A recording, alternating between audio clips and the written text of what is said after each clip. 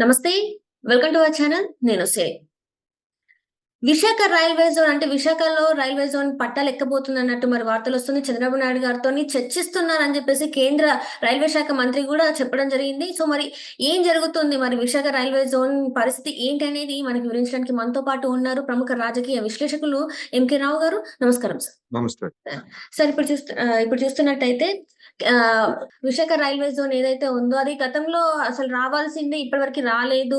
So, దీని మీద నిర్లక్ష్యం జరిగింది అని చెప్పేసి చాలా సార్లు మాట్లాడిన సందర్భాలున్నాయి. సో, ఇప్పుడు మరి మళ్ళీ ఇది తెర మీదకి వచ్చింది. విశాఖ రైల్వే జోన్ పట్టాలెక్కబోతుందని చెప్పేసి కేంద్ర రైల్వే శాఖ మంత్రి చర్చిస్తున్నారు చంద్రబాబు నాయుడు గారితోనని కూడా మరి వార్తలొస్తున్నాయి. సో, ఇది ఎప్పటి వరకి అయ్యే అవకాశం ఉందంటారు సార్? విశాఖ రైల్వే జోన్ ఏర్పాటు అనేటువంటిది ఇప్పటి వరకు జరిగినటువంటి పరిణామాలు చూస్తే అది ఒక ప్రహసనంగా ఉన్నది తప్ప వాస్తవ రూపం దాల్చలేదు. హ్మ్. రాష్ట్ర విభజన హామీల్లో విశాఖ రైల్వే జోన్ అనేటువంటిది ఒకటి. మొదటి 5 సంవత్సరాలు చంద్రబాబు నాయుడు గారు గానివ్వండి, లేదా కేంద్ర ప్రభుత్వం గాని విశాఖ రైల్వే జోన్ ఏర్పాటుకి ఎలాంటి చర్యలు తీసుకోలేదు. చొరవ కూడా చూపలేదు. హ్మ్. దాని గురించి ఒక చర్చ కూడా రాష్ట్ర ప్రభుత్వం గాని, కేంద్ర ప్రభుత్వం గాని చేయలేదు. విశాఖ రైల్వే జోన్ ఏర్పాటు గురించి 2019 లోక్సభ ఎన్నికలకు ముందు ఫిబ్రవరిలో కేంద్ర ప్రభుత్వం హడావుడిగా ఒక ప్రకటన చేసింది. సరిగ్గా హ్మ్. ఎన్నికల నోటిఫికేషన్‌లకు ముందు. హ్మ్. విశాఖ డివిజన్‌ని రద్దు చేసి, విశాఖ రైల్వే డివిజన్ అనేటువంటి దాన్ని రద్దు చేసి, అక్కడ ఇతర కొన్ని ప్రాంతాలను కలిపి విశాఖ రైల్వే జోన్ ఏర్పాటు చేస్తాము అనేటువంటిది ఆ ప్రకటన సారాంశం. అది జరిగి 5 సంవత్సరాలు దాటిపోయింది. ఇప్పటికొచ్చేసరికి దాదాపు 5.5 సంవత్సరాలు అవుతా ఉంది. హ్మ్. ఈ 5.5 సంవత్సరాల్లో అక్కడ వైసీపీ అధికారంలో ఉంది. కేంద్రంలో బీజేపీ అధికారంలో ఉంది. ఎందుకని రైల్వే జోను ఇంతవరకు సాకారం కాలేదు అంటే, సరైనటువంటి సమాధానం చెప్పేటువంటి వాళ్ళు బీజేపీలో గాని, లేదా వైసీపీలో గాని లేరు. ఎవరు పట్టించుకోలేదు దాన్ని. అటు రాష్ట్ర ప్రభుత్వం గాని, అధికార వైసీపీ గాని, లేదా కేంద్ర ప్రభుత్వం గాని, లేదా బీజేపీ గాని దాన్ని పట్టించుకోలేదు. హ్మ్. ఎందుకు పట్టించుకోలేదనే దానికి మనకి ఎవరు సరైనటువంటి సమాధానం చెప్పరు. అయితే గత ఎన్నికలకు ముందు, అంటే అసెంబ్లీ ఎన్నికలు, పార్లమెంట్ ఎన్నికలకు ముందు అది చర్చనీయాంశం కావడంతోటి వైసీపీ ప్రభుత్వం హడావుడిగా కొన్ని చర్యలు తీసుకుంది. ఏమిటా చర్యలు అంటే, అక్కడ ప్రధానంగా రైల్వే జోన్ ఏర్పాటుకు అవసరమైనటువంటి భూమిని కేటాయించడం అనేటువంటిది రాష్ట్ర ప్రభుత్వం చేయాలి.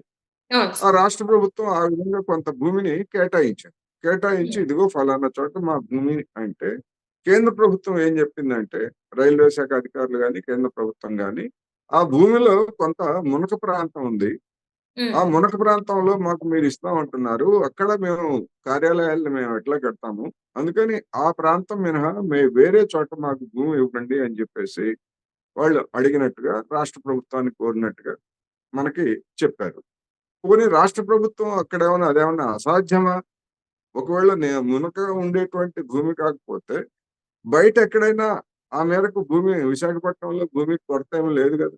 ఎందుకంటే హ్మ్. అదే వైసీపీ అక్కడ రాజధాని ఏర్పాటు చేస్తామని చెప్పి హడావుడి చేసింది కదా!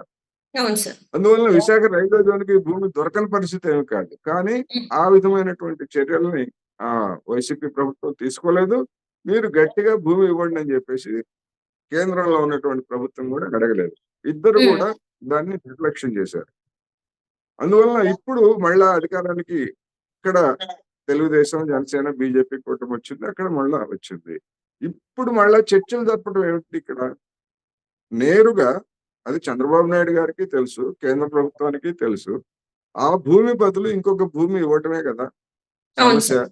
హ్మ్. అది ఇవ్వడానికి మంత్రివర్గంలో అదేమన్నా చంద్రబాబు నాయుడు గారికి అనుభవం లేకపోవటం, లేకపోతే ఏదన్నా వివాదాస్పద భూముల మీద ఏమన్నా వివాదాస్పదం ఉంటే అది వేరు. కానీ హ్మ్. ఫ్రెష్‌గా వేరొక చోట భూమి ఇవ్వడానికి మళ్ళా చర్చలు జరపడం ఏమిటి? హ్మ్. అంటే చర్చల పేరుతోటి మళ్ళా దీన్నేమన్నా కాలక్షేపం చేస్తున్నారా అనేటువంటి ప్రశ్నొస్తది.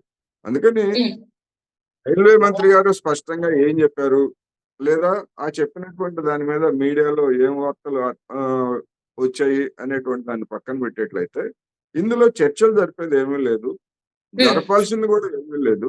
కేంద్ర ప్రభుత్వం గతంలో కోరినట్టుగా రాష్ట్ర ప్రభుత్వము రైల్వే అధికారులకు నచ్చేటువంటి భూమిని అక్కడ కేటాయించడం తప్ప కేంద్రంతో సంప్రదింపులు లేదా లావాదేవీలు, బేరసారాలు ఇలాంటివి ఏమీ లేవు. అందువల్ల అటువంటి ప్రయత్నం వెంటనే చంద్రబాబు నాయుడు సర్కారు తీసుకోవాలి. విశాఖ రైల్వే జోన్‌ని వెంటనే ఏర్పాటు చేసేందుకు కేంద్ర ప్రభుత్వం కూడా తీసుకోవాలి. అయితే అది తీసుకుంటుందా లేదా అనేటువంటిది ఒక ప్రశ్న. ఎందుకు ఇటువంటి ప్రశ్నలు వస్తున్నాయి అంటే గతంలో వచ్చినటువంటి సమాచారం ప్రకారం విశాఖ రైల్వే జోన్ ఏర్పాటుకు ఒరిస్సాలో ఉన్నటువంటి బీజేపీ నాయకులు సంసిద్ధంగా లేరు. వాళ్ళకి ఇష్టం లేదు. అందుకని దాన్ని బయటికి చెప్పలేక ఏదో ఒక కారణాలతోటి దాన్ని ఇప్పుడు అదే అక్కడ ఒరిస్సాలో ఏకంగా అధికారానికే వచ్చింది. అందువల్ల అధికారానికి వచ్చినప్పుడు మరి విశాఖ రైల్వే జోన్ లో కనుక ఏర్పడేట్లయితే మరి ఒరిస్సాకి జరిగే నష్టం ఏమిటో నాకైతే అర్థం కాదు. అదే ఎందుకంటారు సార్ మరి ఎందుకు బీజేపీ నాయకులు ఇప్పుడు అంటే ఇప్పుడు బీజేపీ నాయకులు ఏపీలో కూడా ఇప్పుడు అయితే వాళ్ళ మార్క్ అయితే క్రియేట్ చేయడానికి ట్రై చేశారు, క్రియేట్ కూడా చేశారు.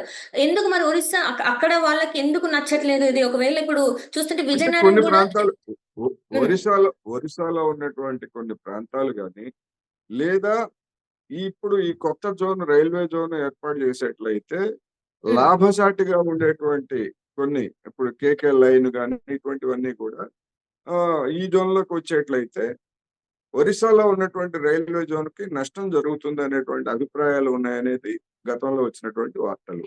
ఏమైనప్పటికీ ఏ జోన్ లో ఏ ప్రాంతం ఉన్నా కానీ వచ్చేటువంటి ఆదాయం రైల్వేలకే తప్ప రాష్ట్రాలకు కాదు కదా. అవును సార్, అవును. ఈ రాష్ట్రంలో రైల్వే జోన్ అయినా ఒరిస్సాలో ఉన్నటువంటి రైల్వే జోన్ అయినా అది కేంద్ర ప్రభుత్వం రైల్వే జోన్ ఆదాయం తప్ప మరొకటి కాదు. అందువల్ల దానిలో ఉన్నటువంటి నిజాలు ఏమిటనేటువంటిది దాంతో మనకి నిమిత్తం లేదు. రాష్ట్రానికి ఆంధ్రప్రదేశ్ కి రైల్వే జోన్ ఏర్పాటు అనేటువంటిది వాగ్దానం. ఆ వాగ్దానాన్ని అమలు జరపాలి. దానికి గాను ఆంధ్రప్రదేశ్ ప్రభుత్వం భూమి ఇవ్వాలి. ఆ భూమిలో కేంద్ర ప్రభుత్వం జోన్ ఏర్పాటు చేయాలి. రాష్ట్ర ప్రజలు కోరుకుంటున్నది ఇదే. ఇది కాకుండా ఇంకేదైనా రాజకీయం కనుక చేసేట్లయితే అది తెలుగుదేశం పార్టీకి, బీజేపీకి కూడా రాజకీయంగా నష్టదాయకంగా పరిణమించే అవకాశం ఉంది. అందువల్ల ఏం చేస్తారు అనేటువంటిది మనం చూడాలి. అట్లనే ఇప్పుడు చూస్తుంటే విజయనగరం వరకు 3వ లైన్ నిర్మాణానికి ఆమోదం కూడా పొందింది అని చెప్పేసి మరి వార్తలు వస్తున్నాయి, మనం వార్తలలో చూస్తున్నాం. సో ఎక్కడెక్కడ నుంచి ఇప్పుడు ఈ ట్రాక్స్ ఇవన్నీ కూడా 3వ లైన్ ఇవన్నీ కూడా అయ్యేది ఎప్పటి వరకు అవుతుంది ఏంటి? ఎందుకు ఇందాక మీరు మనం చెప్పారు కేవలం భూమి కేటాయించడానికి ఎందుకు చర్చలు అని చెప్పారు. మరి భూమి కేటాయించడానికి చర్చలు ఎందుకు? మరి లైన్ ఇవన్నీ ఆమోదమైన ఇవన్నీ అవ్వాలంటే ఎంత టైం వరకు పట్టే అవకాశం ఉందంటారు? 3వ లైన్ ఏర్పాటుకి రైల్వే జోన్ కి ఎలాంటి సంబంధం లేదు. ఎందుకు అంటే రైల్వే జోన్ అనేటువంటిది ఒక అడ్మినిస్ట్రేటివ్ జోన్ అంతే తప్ప రైల్లో 3వ లైన్ వేయడం అనేటువంటిది అది మొత్తం ఇప్పటికే ఉన్నటువంటి 2 జంట రైలు మార్గాల మీద ఉన్నటువంటి ట్రాఫిక్ ఒత్తిడిని తగ్గించడానికి 3వ లైన్. అది ఒక హౌరా చెన్నై కాకుండా న్యూఢిల్లీ చెన్నై మార్గంలో కూడా ఇప్పుడు కాజీపేట, విజయవాడ ఈ మార్గంలో కూడా 3వ ట్రాక్ వేస్తున్నారు కదా. అందుకే జోన్ ఏర్పాటుకి రైల్వే ట్రాక్ల ఏర్పాటుకి సంబంధం లేదు. ఆ ట్రాక్ అనేటువంటిది అది ఒక నిరంతర ప్రాసెస్, డెవలప్మెంట్ ప్రాసెస్. అది దశల వారీగా దాన్ని వేస్తూ ఉన్నారు. అందుకని దానికి దీనికి ఏమి సంబంధం లేదు. Right sir, right sir, right. Thank you so much sir. మీరు మాతో పాటు జూమ్ కాల్ వచ్చినందుకు ధన్యవాదాలు సార్.